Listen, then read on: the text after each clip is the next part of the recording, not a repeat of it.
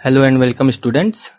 ये work power energy की दूसरी वीडियो है और इस वीडियो में हम कवर करने वाले हैं mechanical energy, work energy theorem और law of conservation of energy. और वीडियो को स्टार्ट करने से पहले अगर पार्ट 1 वाली वीडियो नहीं देखी तो जाके देख लो, लिंक डिस्क्रिप्शन में है।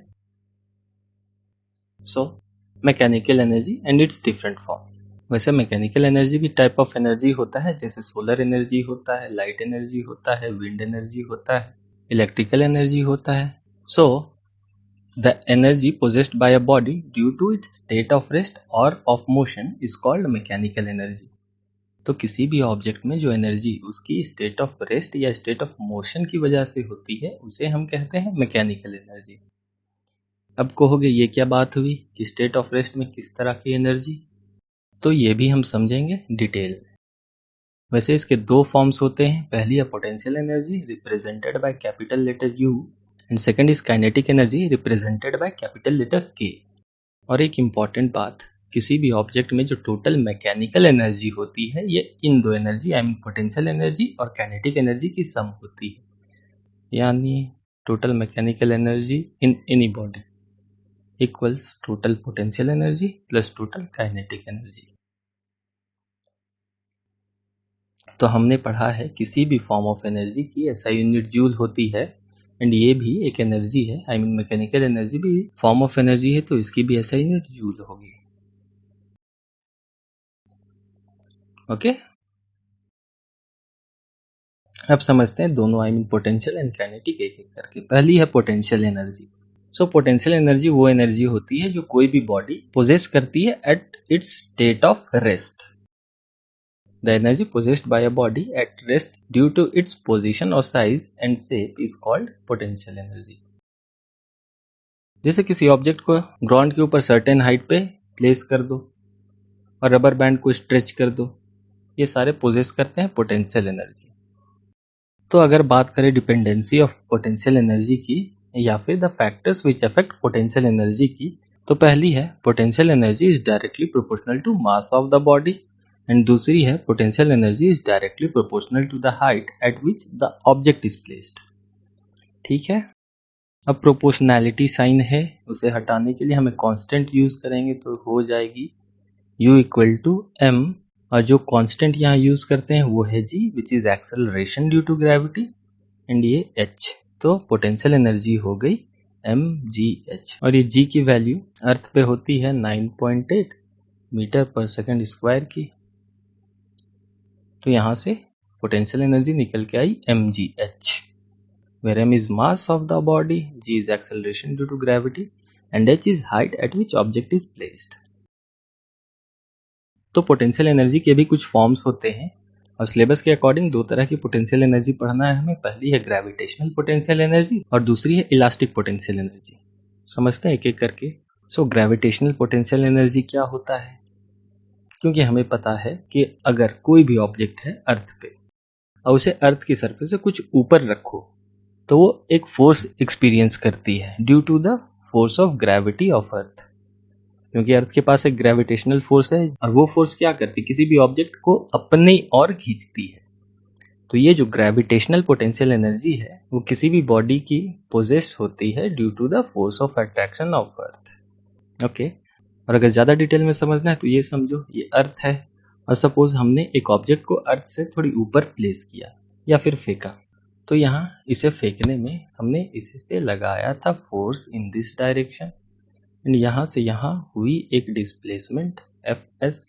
तो हमें पता है work done equal to force into displacement and force क्या होता है, in this case gravitational force लेंगे हम, तो फोर्स होता है mass into acceleration due to gravity and displacement जो हुई अपवर्ड डायरेक्शन में हुई है तो हम उसे हाइट भी ले सकते हैं।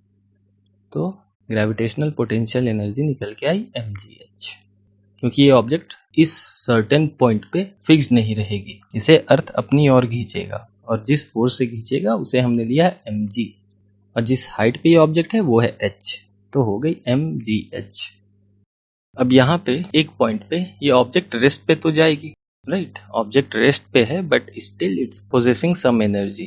तो यही कॉन्सेप्ट था energy possessed by a body at state of rest. Next है elastic potential energy. The potential energy possessed by a body due to the change in its size and shape is called elastic potential energy। यानी किसी भी object की अगर configuration which mean shape और size change कर दो तो वो एक एनर्जी पोजेस करेगी जिसे हम कहते हैं इलास्टिक पोटेंशियल एनर्जी। जैसे स्प्रिंग को कंप्रेस करो तो वो इलास्टिक पोटेंशियल एनर्जी पोजेस करेगी, रबर बैंड को स्ट्रेच करो तो वो इलास्टिक पोटेंशियल एनर्जी पोजेस करेगी। समझते हैं कैसे। We have a spring here और इसे हमने कंप्रेस किया एट दिस पॉइंट, तो ये स्प्रिंग कंप्रेस होने के बाद कुछ ऐसी दिखेगी। तो यहाँ पे ये जो कंप्रेशन है स्प्रिंग की उसे हमने लिया डेल्टा एक्स, तो इलास्टिक पोटेंशियल एनर्जी हो जाती है हाफ के डेल्टा एक्स की square, way delta x is compression and के इज स्प्रिंग कांस्टेंट।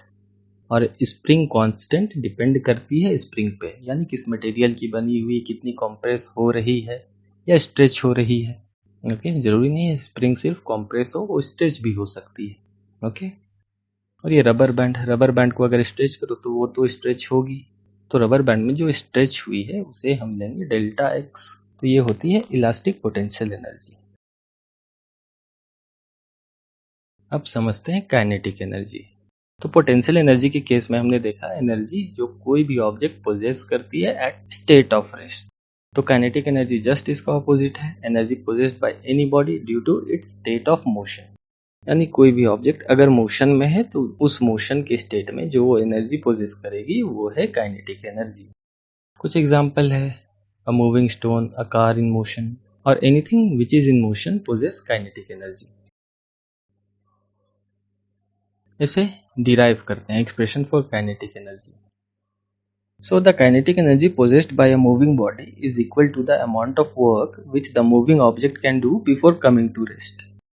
इसे समझने के लिए हम लेते हैं एक object with mass m and initial velocity u, इस पे लगाया हमने फोर्स और ऑब्जेक्ट में हुई कुछ डिस्प्लेसमेंट, और ऑब्जेक्ट डिस्प्लेस होने के बाद इस पॉइंट पे आई, मास तो चेंज नहीं होगी, एंड फाइनल वेलोसिटी भी v, और ये जो डिस्प्लेसमेंट है दोनों पॉइंट के बीच उसे लेते हैं हम s।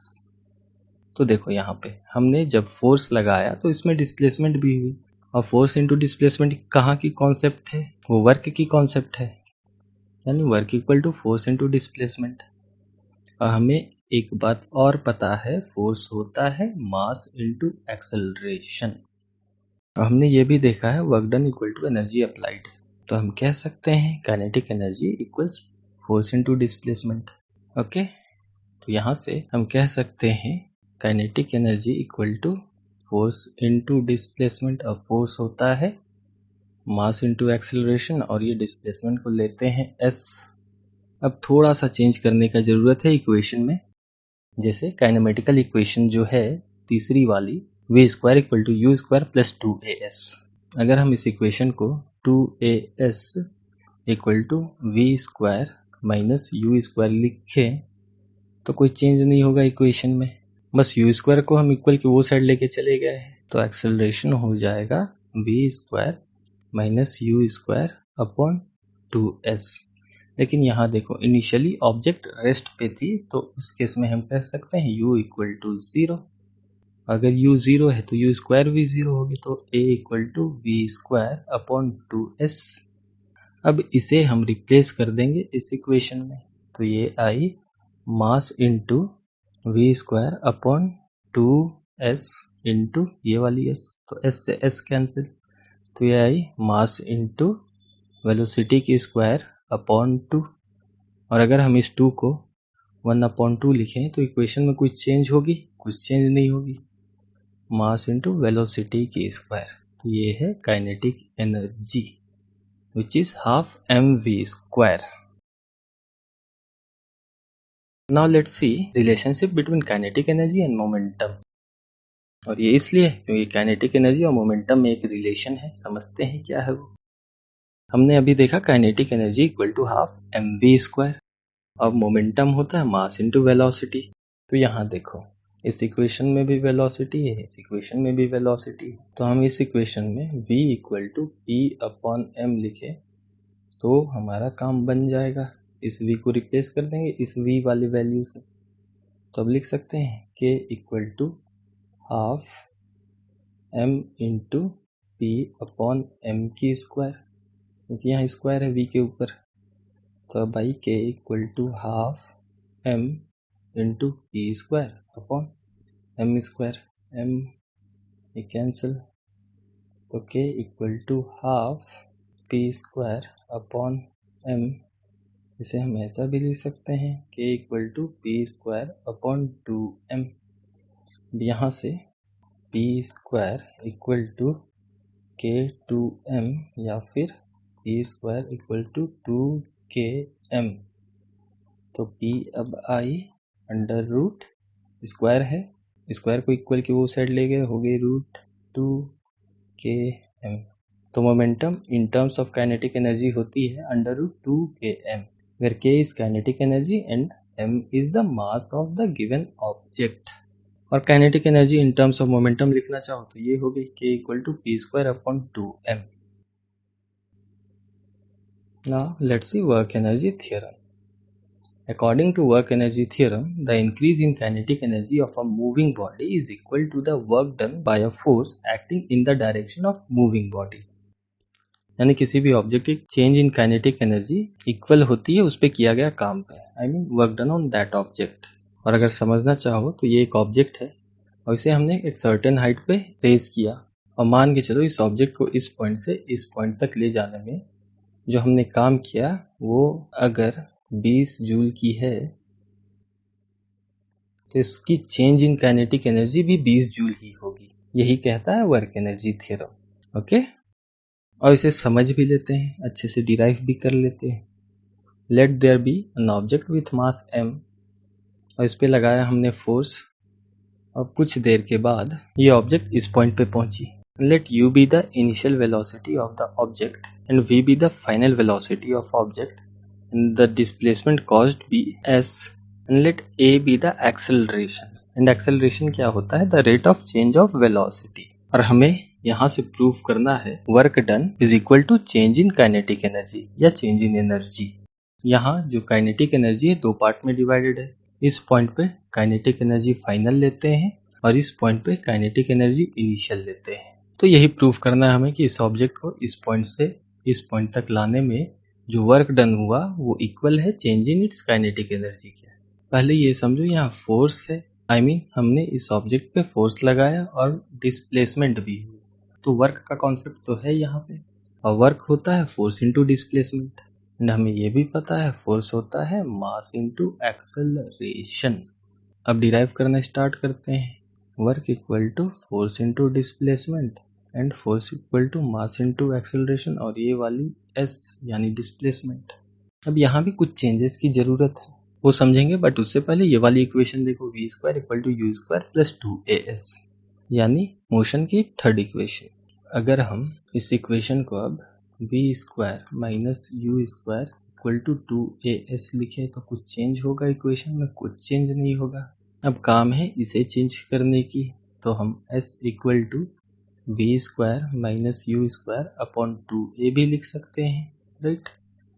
और ये जो s है उसे अब हम चेंज कर देंगे, यानी MAS वाला s, तो ये आई mass into acceleration into v square minus u square upon 2a, तो ये a से ये a हो गया कैंसिल, तो ये आई mass into v square minus u square upon 2, और इस 2 को अगर हम इधर लेके आए तो ये आएगी half m v square minus u square. अब इसे इससे मल्टीप्लाई कर दो और इसे फिर से यू स्क्वायर से मल्टीप्लाई कर दो, तो ये आई half m into v square is half m v square into half m into u square is half m u square.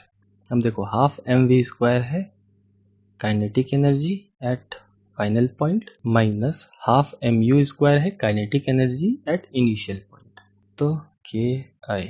अब देखो यही प्रूफ करना था क्या, work done equal to change in kinetic energy, यही होता है वर्क एनर्जी थ्योरम। अब आगे बढ़ते हैं और समझते हैं इस चैप्टर की सबसे important concept which is law of conservation of energy. And law of conservation of energy states that energy can neither be created nor be destroyed. जैसे बल्ब चेंज करती है इलेक्ट्रिकल एनर्जी को लाइट एनर्जी और heat energy में. Fan convert करती है electrical energy को mechanical energy में. यही है कंजर्वेशन ऑफ एनर्जी का कॉन्सेप्ट कि हम ना एनर्जी क्रिएट कर सकते हैं ना डिस्ट्रॉय कर सकते हैं, बस चेंज कर सकते हैं एक फॉर्म से दूसरे फॉर्म में. If there is only an interchange between potential energy and kinetic energy, the total mechanical energy remains constant, that is K plus U equals constant in absence of all kinds of frictional force. यानी अगर किसी process में अगर potential energy and kinetic energy में interchange हो रही हो तो जो भी मैकेनिकल एनर्जी है वो हमेशा कांस्टेंट होती है. और चलो इसे भी समझते हैं ज़्यादा डिटेल में. which means theoretical verification of K plus U equal to constant for a freely falling body. यानी जब कभी भी कोई ऑब्जेक्ट फ्रीली फॉल करती है या एक सर्टेन हाइट से गिराई जाती है तो उसकी जो काइनेटिक प्लस पोटेंशियल एनर्जी होती है वो हमेशा कांस्टेंट होती है. यानी इस प्रोसेस में एनर्जी हमेशा कंजर्व हो रही है.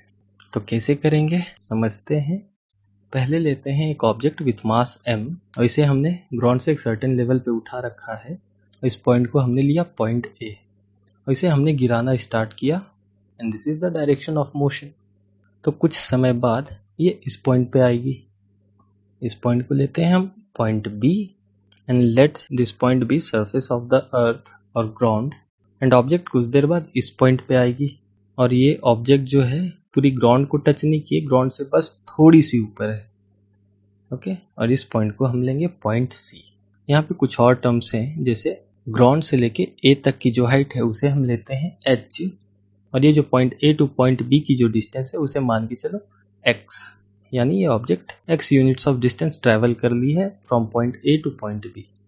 बट जो point B to point C है जो डिस्टेंस बची हुई है उसे हम क्या ले सकते हैं. तो ये है पॉइंट H और ये है पॉइंट X. तो हम टोटल हाइट को सब्ट्रैक्ट कर देंगे x से तो ये डिस्टेंस आ जाएगी h माइनस x. तो हमें ये प्रूफ करना है total energy at point A equals total energy at point B equals total energy at point C. And हमें ये भी पता है mechanical energy equal to sum of potential energy and kinetic energy. एक एक करके तीनों पॉइंट पे हम समझेंगे एनर्जी किस तरह से कंजर्व हो रही है. तो पहले प्रूफ करते हैं पॉइंट A पे. तो मास ऑफ ऑब्जेक्ट m लिया हमने, g जिसकी वैल्यू 9.8 मीटर पर सेकंड स्क्वायर होती है उसे हम g ही लेंगे. एंड हाइट को हमने लिया h and initial velocity b u. But यहाँ पे एक कैच है, जब हम ऑब्जेक्ट को एक सर्टेन हाइट पे लेके जाएंगे और उसे रिलीज करेंगे तो उस पॉइंट से आई मीन जहाँ से बॉडी को रिलीज किया गया उस पॉइंट पे इनिशियल वेलोसिटी तो 0 हो जाएगी. तो u इक्वल टू 0 है. तो हमें इस पे ये प्रूफ करना है कि total energy at point A equals total potential energy at point A plus total kinetic energy at point A. तो पोटेंशियल एनर्जी होता है mgh प्लस हाफ mv². तो ये आई mgh plus half m. Velocity is 0 तो लिखेंगे 0 के square. तो ये पूरी इक्वेशन हो गई 0. तो यहाँ आई mgh यानी पॉइंट A पे जो एनर्जी कंजर्व हो रही है वो mgh है यानी पोटेंशियल एनर्जी है. ओके अब समझते हैं पॉइंट B पे एनर्जी किस तरह से कंजर्व हो रही है. तो मास तो चेंज नहीं होगी, m ही रहेगी g विच इज 9.8 मीटर पर सेकंड स्क्वायर हमने लिया है g. और जिस हाइट पे ऑब्जेक्ट है ग्राउंड से आई मीन ये वाली हाइट वो है h माइनस x और वेलोसिटी हम v ही लेके चलते हैं. तो अब हमें ये प्रूफ करना है कि total energy I mean mechanical energy at point B equal to total potential energy at point B plus total kinetic energy at point B. तो पोटेंशियल एनर्जी होता है mgh प्लस काइनेटिक एनर्जी होता है half mv². और यहाँ पे जो height है देखो h माइनस x है तो हम लिख सकते हैं mgh minus x plus half m. अब यहाँ पे v को थोड़ा चेंज करना पड़ेगा. तो थर्ड इक्वेशन ऑफ मोशन हमें पता है v² equal to u² plus 2as होता है. वैसे तो u की वैल्यू 0 है क्योंकि इनिशियल वेलोसिटी 0 थी, तो आई v² इक्वल टू 2as। तो यहाँ पे v² 2as ना लिखे हम 2, और ये जो एक्सेलरेशन है इस केस में g हो जाएगा क्योंकि the object is falling freely, right. ये वाली वैल्यू हम यूज करेंगे एक्सेलरेशन ड्यू टू ग्रेविटी वाली। और जो s है, जो डिस्प्लेसमेंट है, यहाँ पे समझो है कितनी। ऑब्जेक्ट तो इनिशियली थी पॉइंट ए पे, बाई पॉइंट बी पे, और दोनों के बीच जो डिस्प्लेसमेंट है वो है ये, आई मीन x। तो हम s की जगह अब x भी लिख सकते हैं, राइट। तो हम यहाँ पे लिख सकते हैं v² की जगह 2gx, क्योंकि v² की वैल्यू 2gx है। ये 2 से ये 2 कैंसिल। अब यहाँ से mgh minus x is mgh minus mgx, और यहाँ ये साइड आई प्लस m और ये gx, तो ये और ये कैंसिल, तो आई mgh। यानी पॉइंट बी पे जो एनर्जी कंजर्व हो रही है वो भी mgh है, राइट। अब बचा फाइनल पॉइंट सी। अब पॉइंट सी जो है वो ग्राउंड नहीं है, ग्राउंड से जस्ट थोड़ा सा ऊपर है,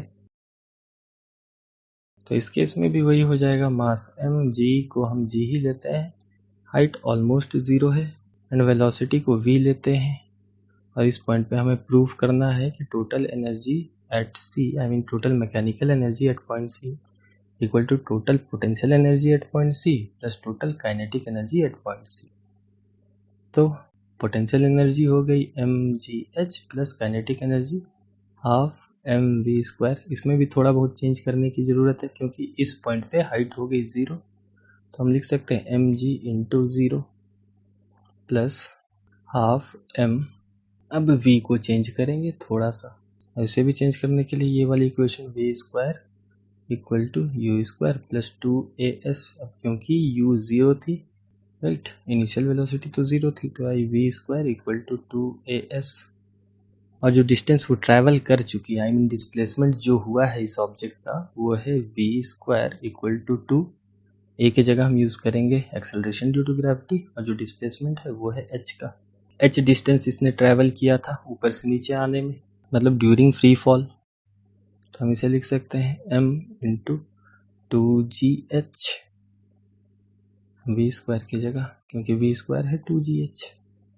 तो ये पहली वाली इक्वेशन तो आ गई 0 प्लस ये और ये कैंसिल, तो m into g into h, तो यहाँ भी mgh। तो तीनों पॉइंट पे, पॉइंट C, पॉइंट B और पॉइंट A, जो एनर्जी कंजर्व हो रही वो है mgh। यानी फ्री फॉल में कोई भी पॉइंट हो, सबसे ऊपर की या सबसे नीचे की, तो हर पॉइंट पे mgh कंजर्व होता है, ओके। बट यहाँ पे एक कैच है, वो भी समझ लेते हैं। पॉइंट ए पे ऑब्जेक्ट हाईएस्ट पॉइंट पे रहेगी, तो हाईएस्ट पॉइंट पे potential energy I mean mgh हो जाएगी मैक्सिमम, और क्योंकि इस ऑब्जेक्ट की velocity I mean initial velocity 0 है, तो काइनेटिक एनर्जी हो जाएगी 0, राइट। और जैसे जैसे ये ऑब्जेक्ट नीचे आएगी तो हाइट इसकी डिक्रीज होते जा रही है, हाइट डिक्रीज होगी तो इसकी पोटेंशियल एनर्जी डिक्रीज होते जाएगी, और काइनेटिक एनर्जी क्योंकि इसकी वेलोसिटी बढ़ते जा रही है तो इंक्रीज होते जाएगी। And at certain point, point C, जब हाइट ऑलमोस्ट 0 होगा तो पोटेंशियल एनर्जी 0 हो जाएगी एंड काइनेटिक एनर्जी इस केस में मैक्सिमम हो जाएगी, राइट। एंड ये दोनों u plus k always mechanical energy बनाएंगे, यानी मैकेनिकल एनर्जी दोनों की सम होगी। अब वो ऐसी हो या ऐसी हो, उससे कोई ज़्यादा खास फर्क नहीं पड़ता है, बट जो एनर्जी की वैल्यू है वो चेंज नहीं होगा, वो चाहे हाईएस्ट पॉइंट हो या लोवेस्ट पॉइंट, हमेशा एनर्जी सेम रहेगा, आई मीन एनर्जी कंजर्व होगा, ना ज़्यादा ना कम, ऑलवेज कांस्टेंट। यहाँ से एक और बात सामने निकल के आती है, कभी कभी ये बोर्ड में भी आ जाता है कि जब ये ऑब्जेक्ट अगर जमीन से टकरा जाती है तो इसमें जो एनर्जी थी वो कहाँ गई। तो हम यहाँ कह सकते हैं कि जब ये ऑब्जेक्ट ग्राउंड से इस पॉइंट पे टकराएगी तो हमें सुनाई देगा एक साउंड, एंड साउंड क्या होता है, sound is also a form of energy. तो हम कह सकते हैं कि ये जो मैकेनिकल एनर्जी है चेंज हो गई साउंड एनर्जी में और कुछ हीट एनर्जी में। Okay, so this was all about this video. So मिलते हैं अगले वीडियो में which will be on numericals related to this concept. I mean numerical based on potential energy, kinetic energy, work energy theorem and law of conservation of energy पे।